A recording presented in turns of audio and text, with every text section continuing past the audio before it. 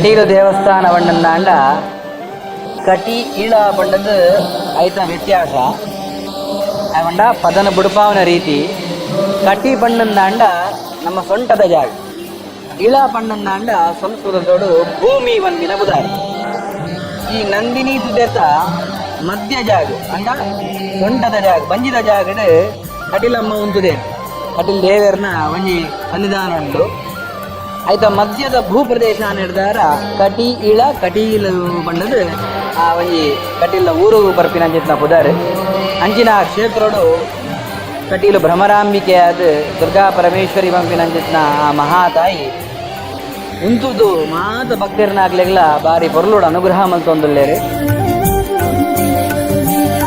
ಕಟೀಲಡು ಉದ್ಭವ ಸ್ವರೂಪ ನಡೆದಾರ ಮಹಾತಾಯಿಗೆ ರಡ್ಡು ಪೊರ್ತು ಅಲಂಕಾರ ನಡಪು. ಒಂಜಿ ಕಾಂಡೆ ಪುಲ್ಯ ಕಾಂಡೆ ಬೇಗ ಹಾಕೊಂಡು ಉಡೊಂಜಿ ಮಧ್ಯಾಹ್ನದ ಪೊರ್ತುಗು ಪಂಡ 3 ಗಂಟೆ ಹಿಡಿದು 5 ಗಂಟೆ ಪೊರ್ತು ಮಟ್ಟ ದೇವರಿಗೆ ಅಲಂಕಾರ ಅವರೆಂಡು. ಆ ಪೊರ್ತುಡು ಬರಪಿನಂಜಿನ ಭಕ್ತಾದಿಲೆಗ್ ದರ್ಶನದ ಭಾಗ್ಯ ತಿಕ್ಕಂದೆಪ್ಪರೆ ಅವು ನೇನು ತೂ ಒಂದು ಜನಕ್ಕಳು ಬತ್ತೇರಂದಾಂಡ ದೇವರೇ ಖಂಡಿತ ದರ್ಶನ ತಿಕ್ಕೊಂಡು ಒಂದು ದಾದ ಬಣ್ಣಂದಾಂಡ ದೇವರಿಗೆ ಪೂಜೆ ಮಲ್ಪನ ಒಂದು ಶಾಸ್ತ್ರ ವಿಧಿಯ ನಡೆದಾರ